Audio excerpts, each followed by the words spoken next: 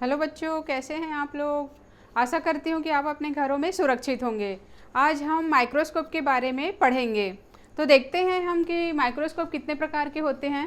तो जैसे कि आप स्क्रीन पे देख पा रहे हैं, पहला है सिंपल माइक्रोस्कोप, दूसरा है डायसेक्टिंग माइक्रोस्कोप, तीसरा है कंपाउंड माइक्रोस्कोप, चौथा है बाइनोकुलर माइक्रोस्कोप, पांचवा स्टीरियोस्कोपिक माइक्रोस्कोप, छठवा कंपैरिजन माइक्रोस्कोप, सातवां स्लिट इमर्शन अथवा reflecting microscope, fluorescence microscope, projection microscope, electron microscope, polarizing microscope, ultraviolet microscope, phase contrast microscope.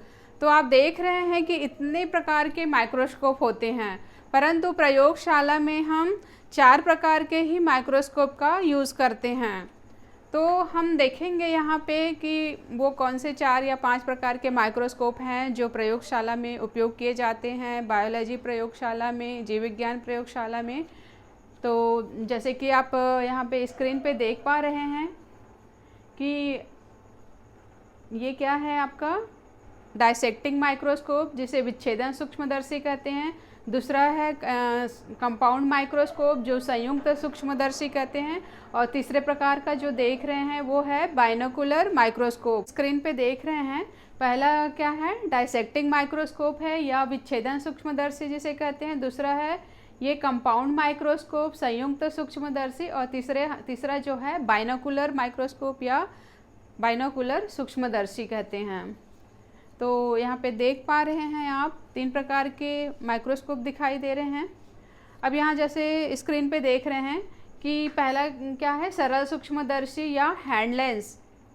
देखे होंगे इस प्रकार, जैसे कि न्यूज़पेपर में कोई जो अक्षर होता है छोटा होता है तो कैसे हम उसको जूम करके बड़ा आकार में देखते हैं, तो वैसे ही बायोलॉजी लैब में भी एक हैंड लेंस होता है जिसमें सिर्फ एक उत्तल लेंस लगा होता है, जिसकी आवर्धन क्षमता 2x, 3x, 4x, 5x और 20x तक होता है। मतलब किसी भी वस्तु को हम 20 गुना बड़ा करके हम देख सकते हैं।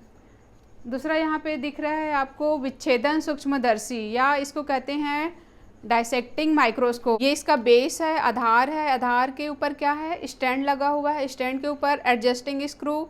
और वहाँ पे हम देख रहे हैं कि ये स्टेज है, स्टेज के ऊपर क्लिप लगा हुआ है। और यहाँ पे क्या है फोल्डेबल आर्म है जहाँ पे एक लेंस लगा हुआ है जो कि उत्तल लेंस होता है। और इसकी आवर्धन क्षमता 10x और 20x और यहाँ तक कि 50x तक होता है। मतलब किसी भी स्लाइड को हम 50 गुना बड़ा करके हम देख सकते हैं।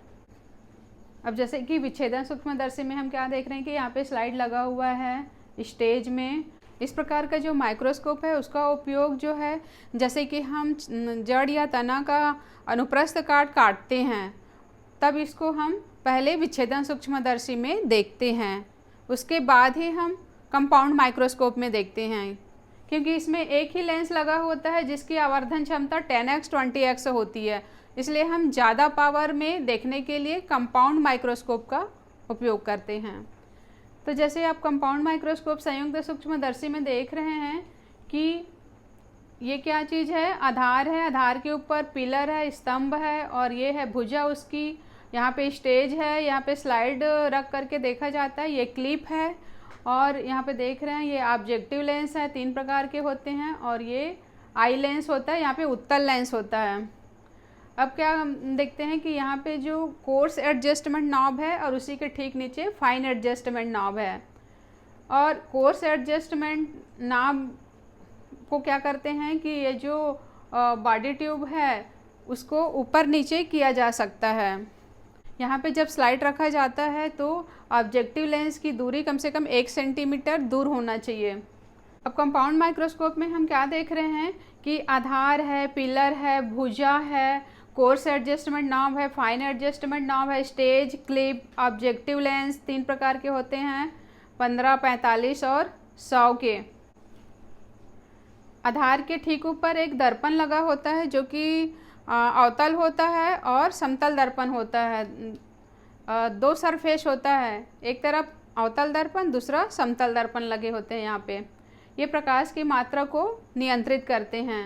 उसी के ऊपर देख रहे हैं आप डायफ्राम है या कंडेंसर कहते हैं।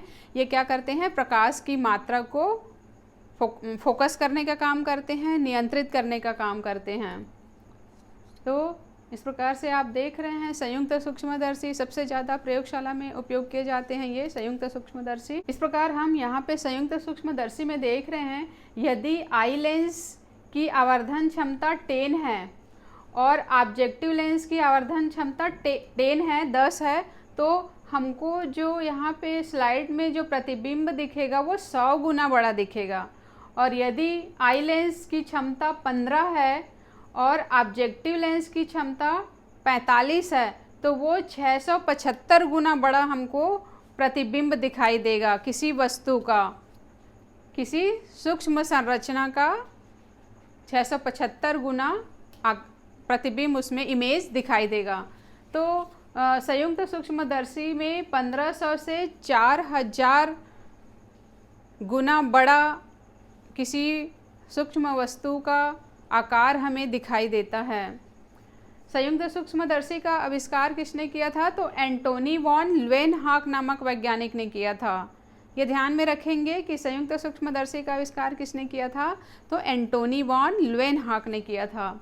अगला जो एक बाइनोकुलर माइक्रोस्कोप है उसकी भी संरचना क्या होती है, आप देख रहे हैं यहाँ पे बाइनोकुलर माइक्रोस्कोप में आप क्या देख रहे हैं कि 2 ऑक्यूलर लेंस लगे हुए होते हैं और उसके ठीक नीचे डायोप्टर एडजस्टमेंट लगा होता है। बाकी यहाँ पे 4 प्रकार के ऑब्जेक्टिव लेंस लगे होते हैं नोज पीस में, बाकी तो सेम रहता है। यहाँ पे दर्पण के स्थान पे क्या रहता है, लाइट सोर्स रहता है, मतलब एक बल्ब लगी होती है यहाँ पे, और ये है आपका ऑन ऑफ स्विच।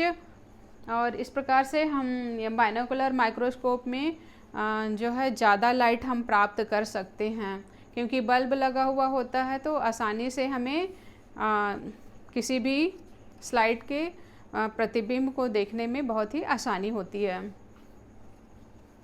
इस प्रकार आप यहाँ पे देख पा रहे हैं डायसेक्टिंग माइक्रोस्कोप, विच्छेदन सूक्ष्मदर्शी, संयुक्त सूक्ष्मदर्शी और बाइनोकुलर माइक्रोस्कोप।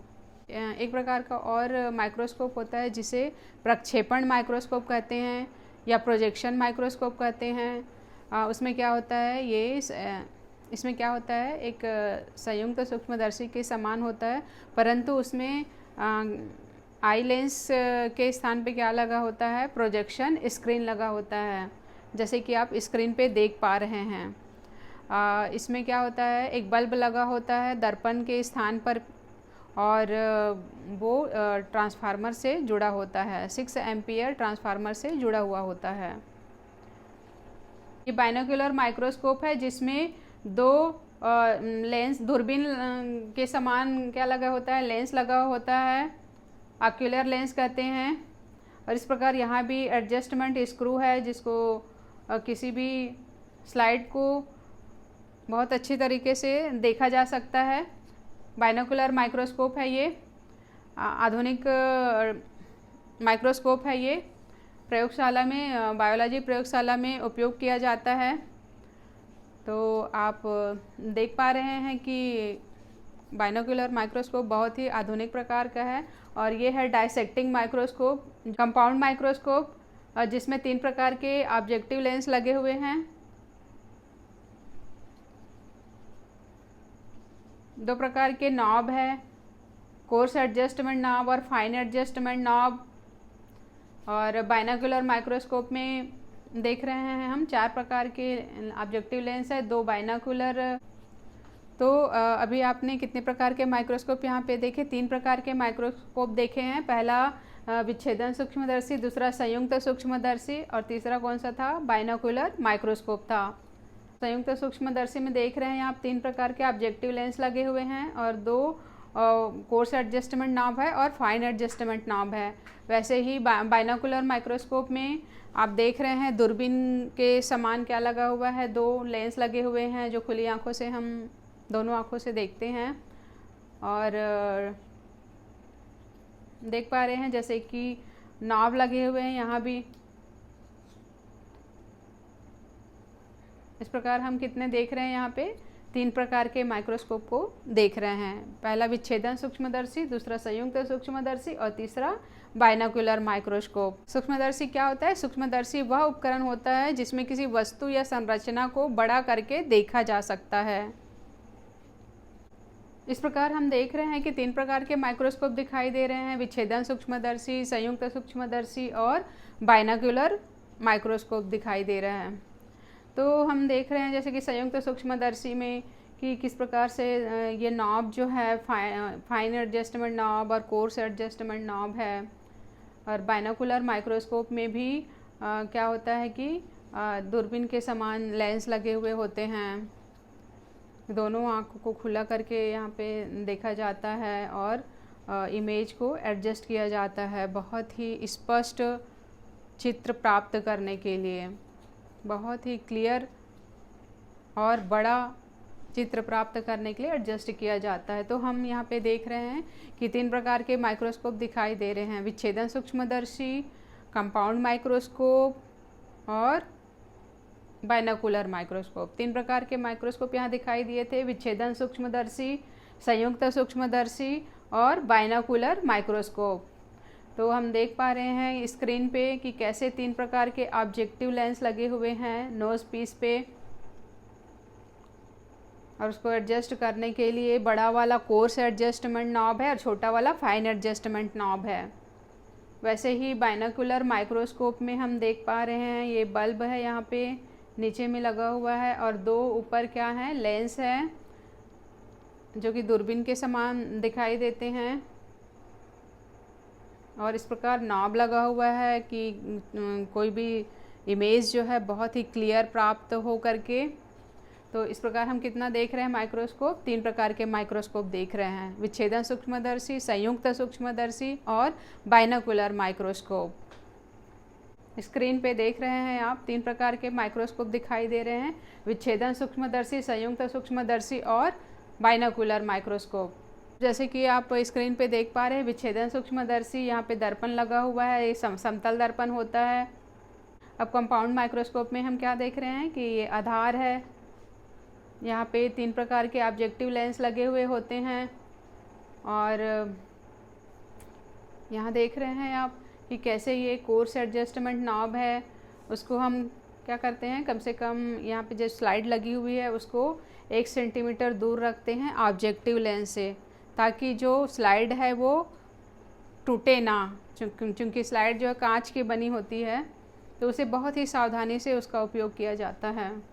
तो जैसे कि आप देख रहे हैं स्क्रीन पे कि किस प्रकार से यहाँ पे 2 प्रकार के नाप दिखाई दे रहे हैं और उसे एडजस्ट करके देखा जाता है स्लाइड को।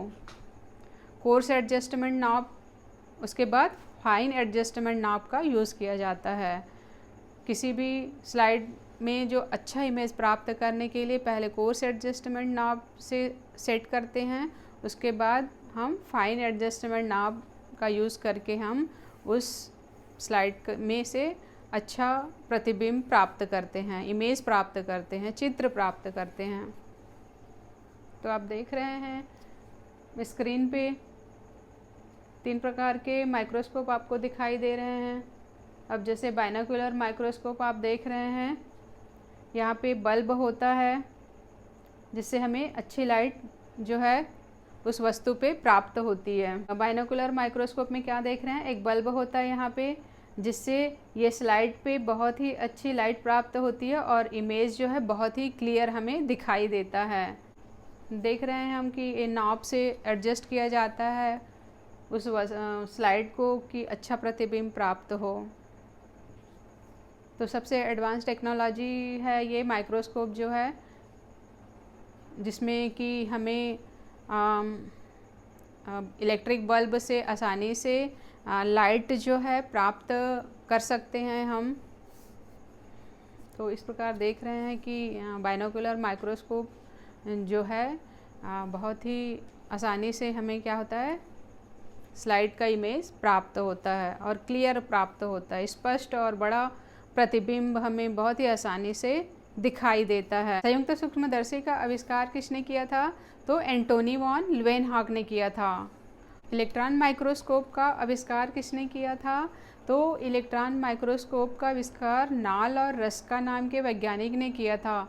इस माइक्रोस्कोप में किसी वस्तु को 1 लाख से 2 लाख गुना बड़ा करके देखा जा सकता है।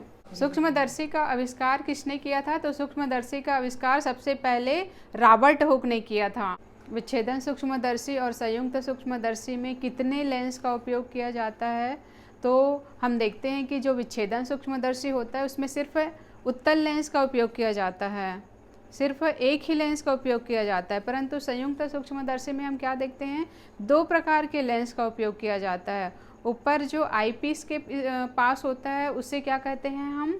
यहाँ पे उत्तल लेंस कहते हैं, और यहाँ पे जो ऑब्जेक्टिव लेंस लगे हुए होते हैं। तो हम देख रहे हैं कि विच्छेदन सूक्ष्मदर्शी में तो एक ही लेंस लगा होता है आईपीस के। सूक्ष्मदर्शी में हम क्या देखते हैं कि आईपीस के पास भी एक लेंस लगा होता है और नोज पीस के पास भी 3 लेंस लगे होते हैं, मतलब 2 प्रकार के लेंस लगे होते हैं। बाइनोकुलर माइक्रोस्कोप में देखते हैं कि 2 क्या लगे हुए होते हैं?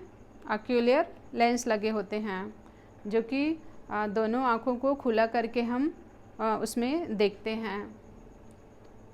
तो इस प्रकार सूक्ष्मदर्शी जो है प्रयोगशाला में बहुत ही सावधानी से उपयोग करना चाहिए, और उपयोग करते समय हमें मान लो वो जो माइक्रोस्कोप है उसको एक स्थान से दूसरे स्थान पर ले जाना है, तो दाहिने हाथ से हमें भुजा पकड़नी चाहिए और बाएं हाथ से आधार को पकड़ना चाहिए। राइट हैंड से आर्म को और लेफ्ट हैंड से फुट को या बेस को पकड़ना चाहिए। और जब हम उसका उपयोग कर लेते हैं तब ऑब्जेक्टिव लेंस को सुरक्षित निकाल करके रख देना चाहिए, और लेंस को पोंछते समय हमें लेंस पेपर का उपयोग करना चाहिए। और जो माइक्रोस्कोप का जो बॉडी है, शरीर है, उसे पोंछते समय रेशम के कपड़े का या टेरिकॉट के कपड़े का उपयोग करना चाहिए। सूक्ष्मदर्शी का उपयोग हम क्यों करते हैं? तो किसी वस्तु के प्रतिबिंब को बड़ा करके देखने के लिए हम सूक्ष्मदर्शी का उपयोग करते हैं। यदि आईपीस की आवर्धन क्षमता 10x है और ऑब्जेक्टिव लेंस की आवर्धन क्षमता 45x है, तो हमें कितनी गुना बड़ी आकृति प्राप्त होगी? तो 450 गुना बड़ी आकृति हमें प्राप्त होगी। सूक्ष्मदर्शी का आविष्कार सबसे पहले किसने और कब किया था? यदि ये प्रश्न आता है तो उसका उत्तर होगा रॉबर्ट हुक ने लगभग 1665 में किया था। अगला प्रश्न ये होता है कि संयुक्त सूक्ष्मदर्शी का निर्माण किसके लिए किया था? तो संयुक्त सूक्ष्मदर्शी का निर्माण जीवाणुओं के अध्ययन के लिए किया गया था। प्रयोगशाला में उपयोग किए जाने वाले जो माइक्रोस्कोप हैं, जैसे हैंड लेंस हो गया, विच्छेदन सूक्ष्मदर्शी, संयुक्त सूक्ष्मदर्शी, बाइनोकुलर माइक्रोस्कोप, एक और होता है प्रोजेक्शन माइक्रोस्कोप। इसको आप अच्छी तरह से समझ गए होंगे। अब नेक्स्ट वीडियो में अगले टॉपिक की चर्चा करेंगे। तब तक के लिए आप अपने घरों में नियमित अध्ययन करें, स्वस्थ रहें, सुरक्षित रहें। Thanks for watching.